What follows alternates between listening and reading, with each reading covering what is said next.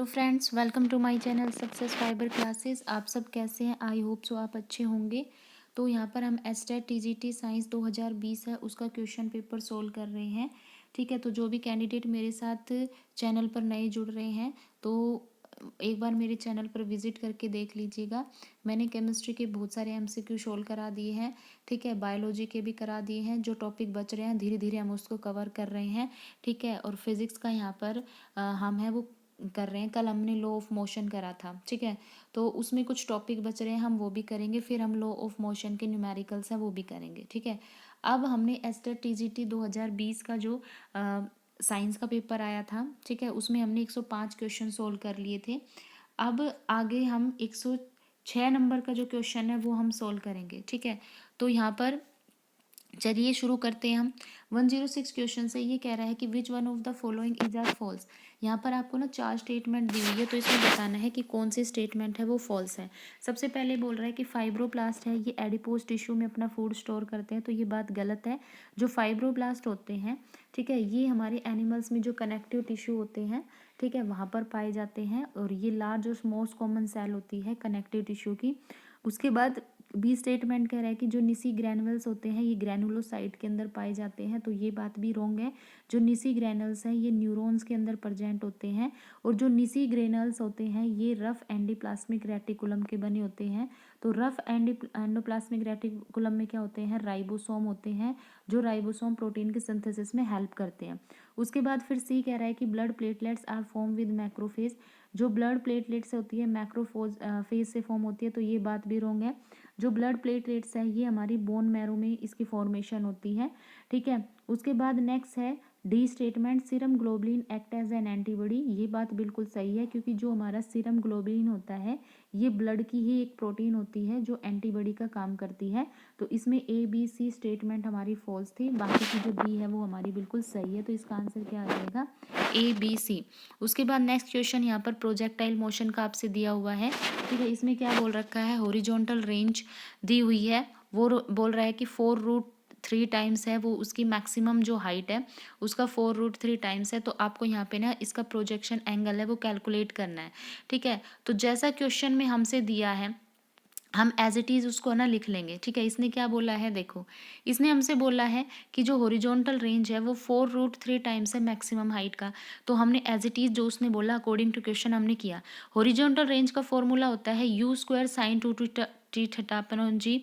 ठीक है, और ये मैक्सिमम हाइट का फॉर्मूला होता है u² sin² theta upon 2g। ठीक है, अब हमने मैथ के अंदर ट्रिग्नोमेट्री है पढ़ी है, तो उसमें हमने एक फॉर्मूला पढ़ा है sin 2 थीटा हमारा किसके इक्वल होता है? ये होता है 2 sin theta into cos theta. ये फॉर्मूला हमने पढ़ा है, तो हम क्या करेंगे? ये फॉर्मूला ओपन कर देंगे यहाँ से, और इधर हमारा है ही। अब जो हमें यहाँ पर दिख रहा है कि जो कट रहा है हमने उसको काट दिया, जी को जी से काट दिया, u² को u² से कट कर दिया, यहाँ से 2 को 4 से कट कर दिया। ठीक है, तो यहाँ पे हमारे पास क्या बचा? यहाँ पे हमारे पास में बचा साइन थीटा कोस थीटा, और इधर हमारा कौन बचा? sin² theta into √3। अब हमें पता है इधर एक साइन थीटा है, इधर हमने एक साइन थीटा से काट दिया। अब इस साइन थीटा को हम नीचे ले आए तो हमारे पास फॉर्म बन गई cos theta upon sine theta equal to √3। और हमें पता है cos theta upon sine theta किसके बराबर होता है? कोट थीटा, यानी कोट थीटा की वैल्यू क्या आती है? √3। अब हमें पता है कि कोट की किस एंगल पर वैल्यू √3 होती है? हमें पता है 30 डिग्री पर होती है। तो इसका मतलब इसमें जो एंगल ऑफ प्रोजेक्शन है वो हमारा क्या आ जाएगा? 30 डिग्री। ठीक है, उसके बाद यहाँ पर जो नेक्स्ट क्वेश्चन आपसे पूछा गया है वो पूछा गया है SHM का। यहाँ पर कह रहा है कि एसिलरेशन आपको गिवन है। ठीक है, कितना है? 12 सेंटीमीटर स्क्वायर। और ये जो एसिलरेशन है पार्टिकल का, ये जो पार्टिकल है ये SHM परफॉर्म कर रहा है, और डिस्टेंस है इक्विलिब्रियम पोजीशन से उसके 3 सेंटीमीटर। तो आपको बताना है इसका टाइम पीरियड है वो क्या होता है। तो इसके लिए भी हमारे पास एक फॉर्मूला होता है। ठीक है, टाइम पीरियड का एसिलरेशन के साथ एक फॉर्मूला होता है। ये क्या होता है? Time period equal to 2 pi root displacement upon acceleration. ये हमारे पास में क्या होता है? फॉर्मूला। अब इसने हमसे डिस्टेंस कितनी दी हुई है? 3 दी हुई है, और एसिलेशन कितना दिया है? 12। तो यहाँ पे हमने इसकी वैल्यू पुट कर दी, तो 3 को 12 से कट किया तो क्या आया हमारे पास में? 1/4।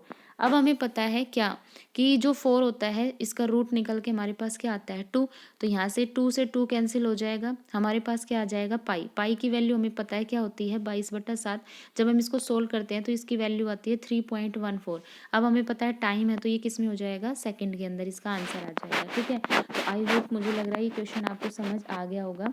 उसके बाद नेक्स्ट क्वेश्चन है, ये कह रहा है कि वन हॉर्न राइनोसोर होते हैं, मतलब जो एक सींग वाले गैंडे होते हैं, ठीक है, ये कंजर्व स्पीसीज होते हैं। तो हमें बताने हैं कि यहाँ ये कहाँ पर पाए जाते हैं। तो भाई ये हमने जीके में भी पढ़ा है, जो वन हॉर्न राइनोसोर्स होते हैं ये असम के अंदर जो काजीरंगा नेशनल पार्क होते हैं वहाँ पर ये पाए जाते हैं। ठीक है, उसके बाद नेक्स्ट क्वेश्चन है 110, ये कह रहा है कि क्लोरोफिल बताना है कि किस में एब्सेंट होता है। तो भाई हमें पता है कि जो लाइकेन होता है इसमें क्लोरोफिल पिगमेंट पाया जाता है, जो एल्गी होता है इसमें भी क्लोरीन पिगमेंट पाया जाता है, और जो ब्रायोफाइटा होते हैं इनके अंदर भी हमारे जो क्लोरोफिल पिगमेंट है वो पाया जाता है। जो फंजाई होती है इसमें क्लोरोफिल नहीं पाया जाता है, क्योंकि फंजाई जो होती है हमारी सैप्रोफाइटिक न्यूट्रिशन शो करती है। सैप्रोफाइटिक न्यूट्रिशन कौन होते हैं, जो अपना खाना डेड डिकेइंग मैटर से प्राप्त करते हैं वो सैप्रोफाइट होते हैं, और फंजाई हमारी सैप्रोफाइट्स में होती है, ये अपना खाना खुद नहीं बना सकती। और हमें पता है कि जो क्लोरोफिल होता है ये ग्रीन कलर का पिगमेंट होता है, ठीक है, जो क्लोरोप्लास्ट में पाया जाता है, लीव्स के अंदर जो क्लोरोप्लास्ट होती है उसमें पाया जाता है, और ये फोटोसिंथेसिस के लिए रिस्पॉन्सिबल होता है। ठीक है, तो ये सारे ऑटोट्रॉफिक न्यूट्रिशन शो करते हैं, सिर्फ फंजाई होती है जो हमारी हेट्रोट्रॉफिक न्यूट्रिशन शो करती है। ठीक है, और हेट्रोट्रॉपिक में भी कौन सा, सैप्रोफाइटिक। उसके बाद नेक्स्ट क्वेश्चन कह रहा है कि विच of the following is Meta directing group. ये आपको बताना है कोई भी इनकमिंग न्यूक्लियोफाइल आ रहा है बेंजीन रिंग में, ठीक है, तो ये कह रहा है कि उसके लिए मेटा डायरेक्टिंग ग्रुप है वो क्या होगा। देखो हमारे पास में ना 3 टाइप के ग्रुप होते हैं, एक ग्रुप होते हैं हमारे ऑर्थो, एक होते हैं पैरा, और एक होते हैं मेटा। अब जैसे मान लो मैंने बोल दिया कि ये मेरे पास में ना एक बेंजीन रिंग है, ठीक है, इसमें एक ग्रुप है और दूसरा ग्रुप है बी, ठीक है, तो ये जो 1 और 2 पोजीशन होती है हमारी, ये होती है हमारी ऑर्थो पोजीशन। अगर हमारा ए और बी इस तरह से अटैच है, ए यहाँ पर है और बी यहाँ पर है, यानी 1-3 पोजीशन, ये हमारी होती है मेटा। और अगर 1-4 पोजीशन होती है, मतलब इस तरह से, अगर ए इस तरह से लगा है, बी इस तरह से लगा है, तो हम इसको बोलते हैं पैरा पोजीशन, और ये होती है हमारी 1-4, यानी 1-2 हमारी ऑर्थो होती है, 1-3 हमारी मेटा होती है, और 1-4 हमारी पैरा होती है। अब ये कह रहा है कि जो कौन सा ऐसा ग्रुप है इसमें जो मेटा डायरेक्टिंग ग्रुप होता है। अब भाई जो हमारे इलेक्ट्रॉन विड्रॉइंग ग्रुप होते हैं, जो हमारे इलेक्ट्रॉन विड्रॉइंग ग्रुप होते हैं ये मेटा डायरेक्टिंग ग्रुप होते हैं, ठीक है, क्योंकि ये क्या करते हैं, इलेक्ट्रॉन डेंसिटी को मेटा पोजीशन पर इंक्रीज करते हैं। अब हमें पता है इलेक्ट्रोफाइल कौन होते हैं, इलेक्ट्रोफाइल होते हैं जिनके पास इलेक्ट्रॉन की कमी होती है, और ये वहां पर अटैक करते हैं जहां इनको इलेक्ट्रॉन की संख्या ज़्यादा दिख जाए।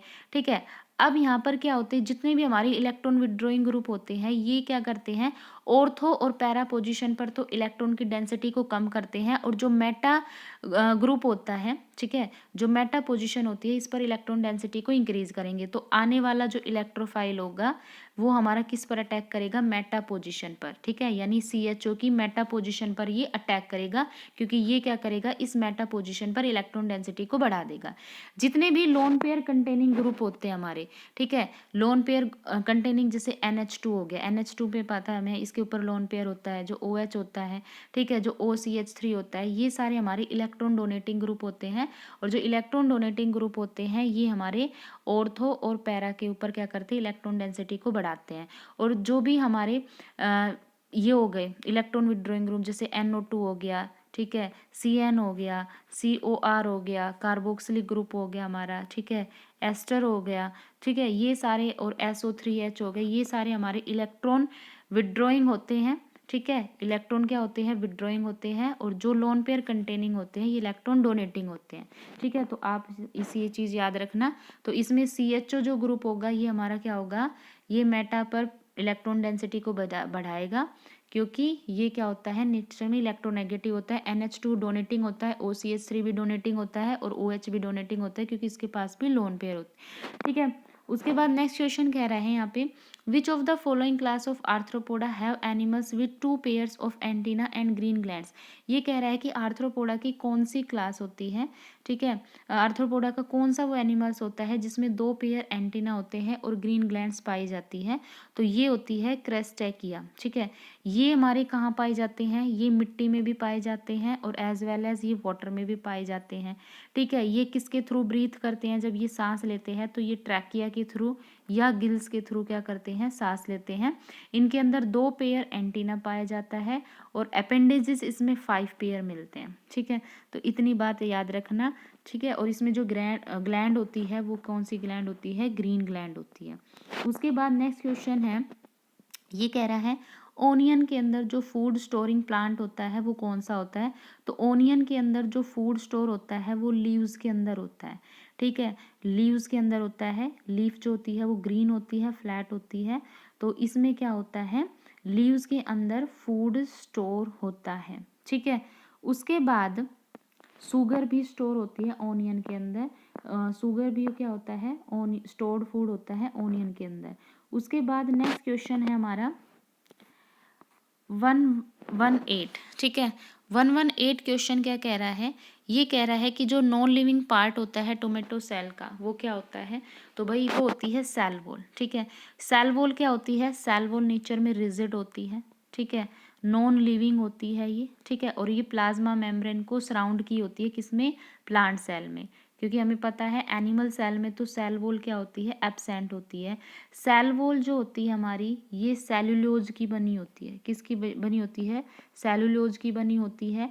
और ये क्या करती है, स्ट्रक्चर सपोर्ट प्रोवाइड कराती है और साथ में प्रोटेक्शन प्रोवाइड कराने का काम करती है। ठीक है, उसके बाद नेक्स्ट क्वेश्चन है, ये कह रहा है,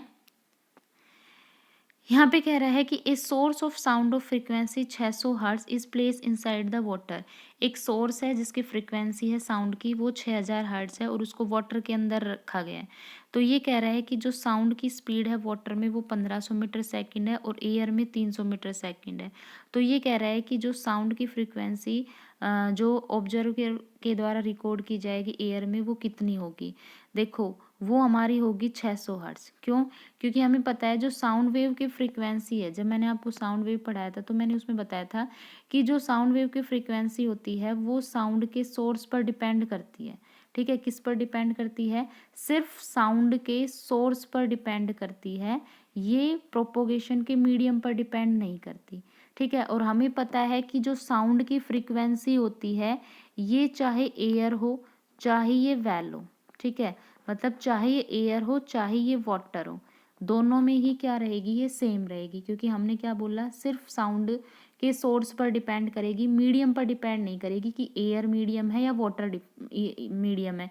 तो इसका मतलब यहाँ पे सोर्स क्या है हमारा, जो साउंड का उसकी जो फ्रीक्वेंसी है वो 600 हर्ट्ज है। तो इसका आंसर क्या रहेगा, 600 हर्ट्ज ही रहेगा। ठीक है, उसके बाद नेक्स्ट क्वेश्चन है, ये कह रहा है कि जो नेगेटिव जियोट्रॉपिक रूट्स होती है मैंग्रोव प्लांट्स की वो कौन सी होती है।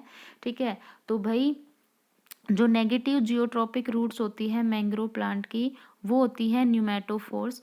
ठीक है, न्यूमेटोफोर्स होते हैं, इनको ब्रीथिंग रूट भी बोला जाता है। क्या बोला जाता है, ब्रीथिंग रूट्स होती है। ठीक है, ये वर्टिकली ग्रो होती है ऊपर की साइड। ठीक है, उसके बाद नेक्स्ट हमारा है, ये कह रहा है टाइम पीरियड गिवन है। ठीक है, ये कह रहा है कि सिंपल पेंडुलम है उसका टाइम पीरियड है प्लैनेट पर वो 5 सेकंड है और जो इसकी इफेक्टिव लेंथ है वो 5 मीटर है। तो कह रहा है कि ये कितने डिस्टेंस कवर करेगा, it made to be make 20 oscillation in 30 second. मतलब कितनी दूर तक ये जाएगा कि ये 30 सेकंड में 20 ओसिलेशन है वो क्लियर करे।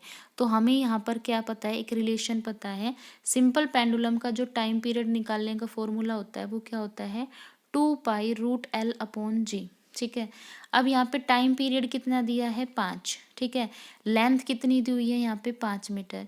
ठीक है, अब यहाँ पे जी की जो वैल्यू होती है प्लैनेट के ऊपर वो क्या होती है, हमें पता है वो आती है T = 2π√L/g। ठीक है, अब यहाँ से अगर हम टी स्क्वायर करेंगे तो ये क्या आ जाएगा, 4π² L/g। और यहाँ से जी की वैल्यू निकालते हैं हम तो हमारे पास क्या आती है, 4π² L/t²। ठीक है। अब यहाँ पे जो टी की वैल्यू दी है वो कितनी दी हुई है 5, तो यहाँ से हम टी की जगह 5 पुट कर लेंगे तो 4 पाई स्क्वायर, ठीक है। और एल की वैल्यू भी कितनी दी हुई है यहाँ पे 5, तो 5 अपॉन में 5 इंटू 5, क्योंकि टी की पावर 2 है तो 5 2 बार हो जाएगा तो यहाँ से कट होएगा, तो हमारे पास जी की वैल्यू क्या आ जाएगी 4 पाई स्क्वायर अपॉन 5, ठीक है। तो जी की वैल्यू हमारे पास क्या आ गई 4 पाई स्क्वायर अपॉन में 5, ठीक है।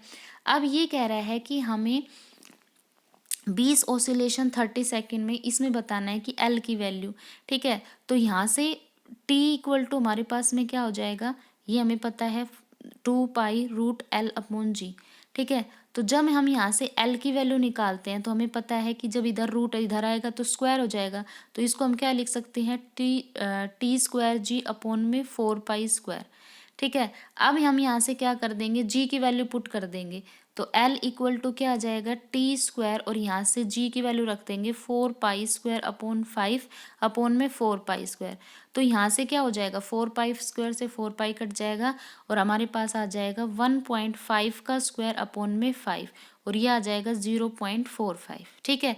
तो हमारे पास में आंसर क्या आ गया 0.45, मतलब हमने फॉर्मूला एक ही यूज किया, कौन सा टाइम पीरियड का, T equal to 2 pi root L upon G, और यहाँ से हमने क्या किया टाइम की वैल्यू पुट कर ली, एल की वैल्यू पुट कर ली, जी की वैल्यू निकाल ली, फिर दूसरी बार दोबारा से हमने क्या किया टाइम पीरियड का फॉर्मूला रख के उसमें जी की वैल्यू पुट कर दी और एल की वैल्यू हमने निकाल ली, ठीक है। उसके बाद नेक्स्ट क्वेश्चन है 122, ये कह रहा है कि विच of the following pair has the same bond order, इसमें ना कौन से पेयर का बॉन्ड ऑर्डर है सेम होगा, ठीक है। तो ये क्वेश्चन के अभी के लिए हम लेफ्ट करते हैं, क्योंकि ये अभी मैंने आपको केमिकल बॉन्डिंग का क्वेश्चन है, ये नहीं पता है। तो यहाँ पे ना पहले हम इसकी इलेक्ट्रॉनिक कॉन्फ़िगरेशन पढ़ेंगे, तो कल हम यही टॉपिक करेंगे केमिकल बॉन्डिंग का, ठीक है। इसमें हम जितने भी हमारे पास मॉलिक्यूल है ये Li2 से लेकर और हम O2 तक के सभी के बॉन्ड ऑर्डर हैं वो निकालना सीखेंगे, उसके बाद ही हम इस क्वेश्चन को करेंगे, ठीक है। उसके बाद अब बीच में क्वेश्चन है वो छूट गया था, तो यहाँ पे आता है 114, मलेरिया इज कोज बाय, ये बताना है कि जो मलेरिया होता है ये किसके कारण होता है। तो भाई हमें पता है जो मलेरिया होता है ये एक प्लाज्मोडियम जो प्रोटोजोआ होता है उसके कारण होता है, ठीक है। उसके बाद नेक्स्ट क्वेश्चन है 115, ये कह रहा है कि विच of the following statement about mitochondria is not correct, तो माइटोकॉन्ड्रिया के रिगार्डिंग कौन सी स्टेटमेंट है वो करेक्ट नहीं है, आपको ये बतानी है, ठीक है। तो इसमें cytochrome C is only peripheral member of ETS, तो ये बात बिल्कुल सही है कि जो साइटोक्रोम सी होता है ये जो हमारा इलेक्ट्रॉन ट्रांसफर सिस्टम होता है उसका एक पेरिफेरल मेंबर होता है, ये बात बिल्कुल सही है। सेकंड कह रहा है succinate dehydrogenase is the member bound enzyme of Krebs cycle, कि ये क्या होता है क्रेब साइकिल का क्या होता है एक मेम्ब्रेन बाउंड एंजाइम होता है, ठीक है। ये बात बिल्कुल सही है, क्यों, क्योंकि ये सक्सिनेट जो होता है उसका कन्वर्जन करता है किसमें फ्यूमरेट में, क्रेब साइकिल के अंदर, और इसमें क्या होता है FADH2 इसकी क्या होती है फॉर्मेशन होती है, ठीक है। अब फोर्थ स्टेटमेंट इसमें क्या कह रहा है कि नेट गेन होता है ATP का इज ट्रू इन ग्लाइकोलाइसिस, तो ये बात बिल्कुल सही है। ग्लाइकोलाइसिस जो प्रोसेस होता है उसमें हमें ATP के 2 मॉलिक्यूल मिलते हैं, ठीक है। तो ये बात भी बिल्कुल सही है। तो इसमें जो थर्ड स्टेटमेंट है हमारी ये क्या होती है ये रॉन्ग है, ठीक है। उसके बाद नेक्स्ट क्वेश्चन है 116, ये कह रहा है कि if Henle loop were absent from mammalian nephron, ये कह रहा है कि अगर मैमेलियन नेफ्रॉन है उससे हैनले लूप है वो एब्सेंट हो जाए तो which of the following is to be expected, तो इनमें से कौन सी यहाँ पर घटना घटेगी। तो सबसे पहला है urine will be more concentrated, नहीं भाई ये बात रॉन्ग है। उसके बाद urine will be more diluted, ये बात बिल्कुल सही है, क्योंकि अगर मैमेलियन नेफ्रॉन से हम हैनले लूप को हटा देंगे तो यूरिन है वो बहुत ज़्यादा डाइल्यूट हो जाएगा, क्यों, क्योंकि जो कंसंट्रेशन होती है यूरिन की, ठीक है, वो काउंटर करंट मैकेनिज्म के थ्रू होता है, ठीक है। तो जो हमारा हैनले लूप होता है, ठीक है, वो इस काउंटर करंट मैकेनिज्म में पार्टिसिपेट करता है, तो अगर लूप होगा हैनले का वो एब्सेंट हो जाएगा, तो जो काउंटर मैकेनिज्म है वो इस सिस्टम का हिस्सा नहीं बनेगा, इसलिए वहाँ पे यूरिन की कंसंट्रेशन का कोई इशू ही नहीं रहेगा। तो इसका मतलब क्या होता है यूरिन हमारा क्या होगा मोर डाइल्यूटेड हो जाएगा। उसके बाद नेक्स्ट क्वेश्चन है 117, ये क्या कह रहा है कि जो राइस वाटर होते हैं turns blue black on addition of a few drop of iodine solution. मतलब ये कह रहा है कि जो राइस वाटर है, चावल का पानी है, अगर हम उसमें कुछ ड्रॉप आयोडीन सॉल्यूशन की डाल दें तो वो क्या होता है, ये किसका, वो ब्लू बैक हो जाता है।